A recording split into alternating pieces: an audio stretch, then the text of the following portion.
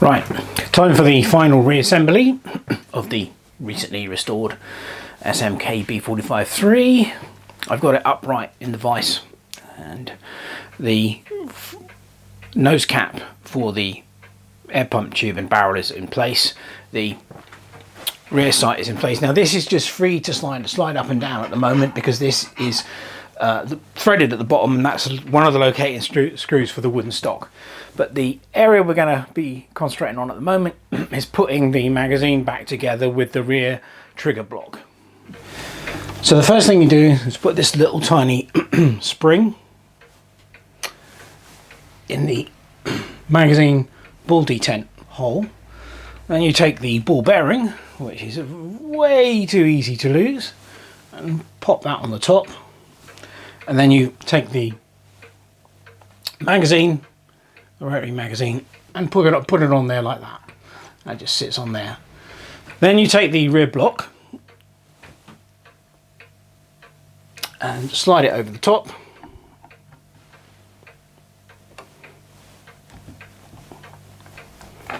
Which is actually a bit tight on this one. On my other one it was reasonably loose. There we go, like that.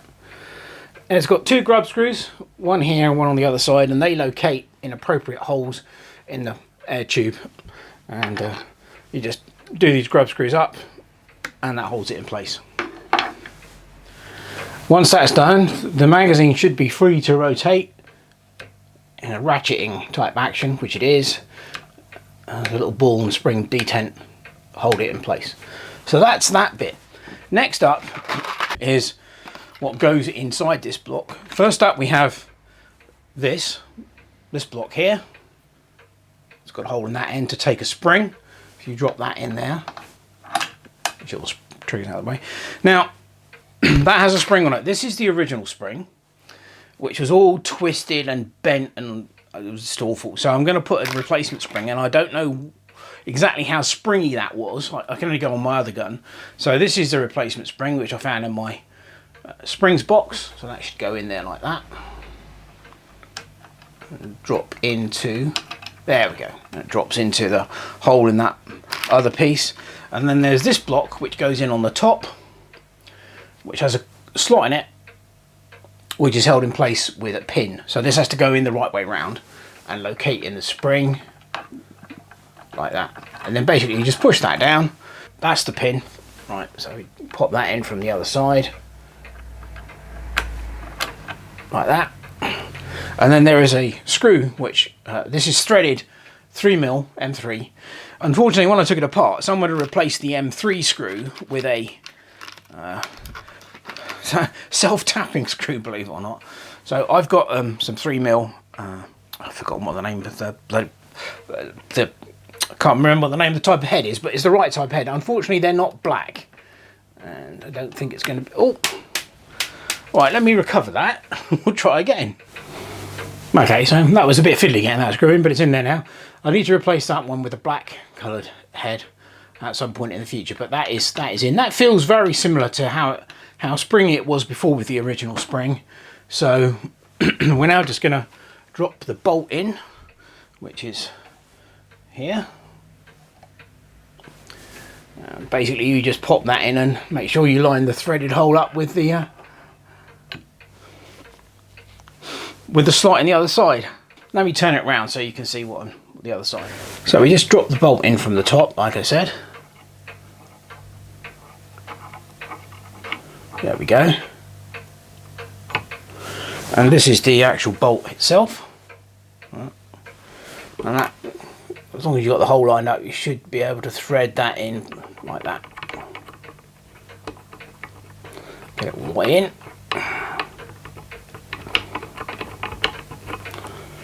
Right, there we go. So there's your bolt. And that basically is it, really. Now we've got to put the stock back on. Now, the stock is held on with two screws. One is the front trigger guard screw, which goes up through here and screws into this hole here in the base of the trigger block. The second screw goes up through a hole which is just there, and that screws into here, which is the base of the rear sight. Now, it's a little bit tricky to do this because there is a spring involved with this, and this is the trigger spring. Okay, and I'll show you exactly where that goes. Okay, top down view. This is the hole here which locates the trigger spring, and that just drops down in there like that. It simply sits in there like that.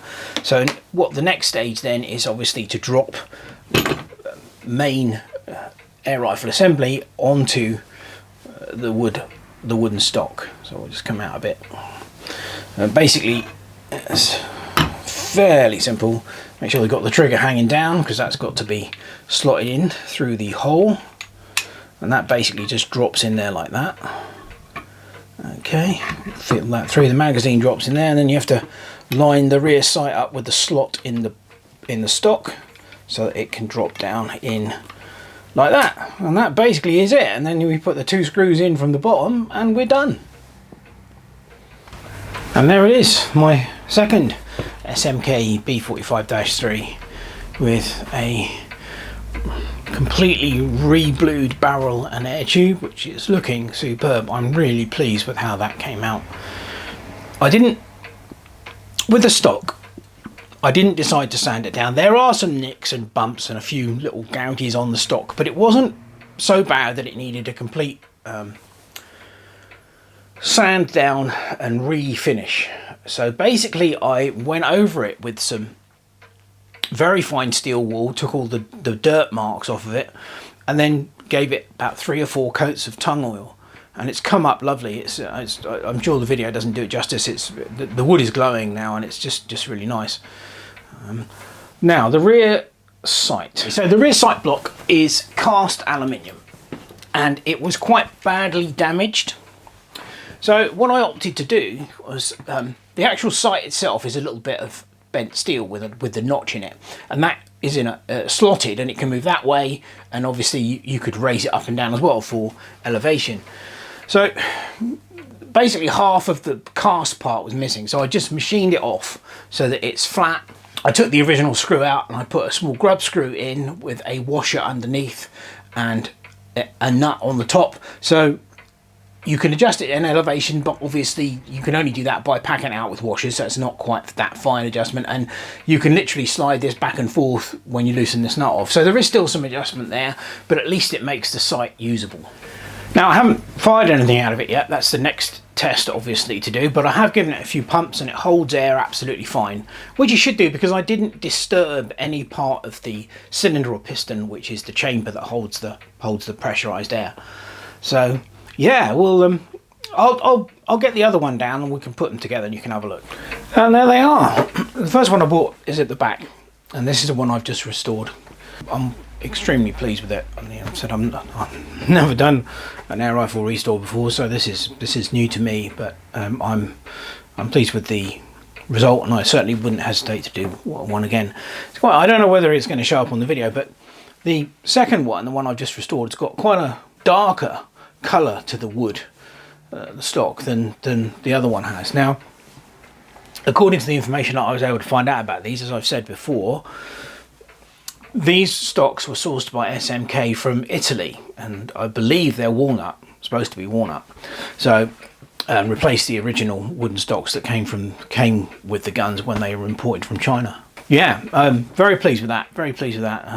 I really do like these guns. They are excellent air rifles, very, very accurate for a budget air rifle. I'd say they're both 177, and quite powerful too.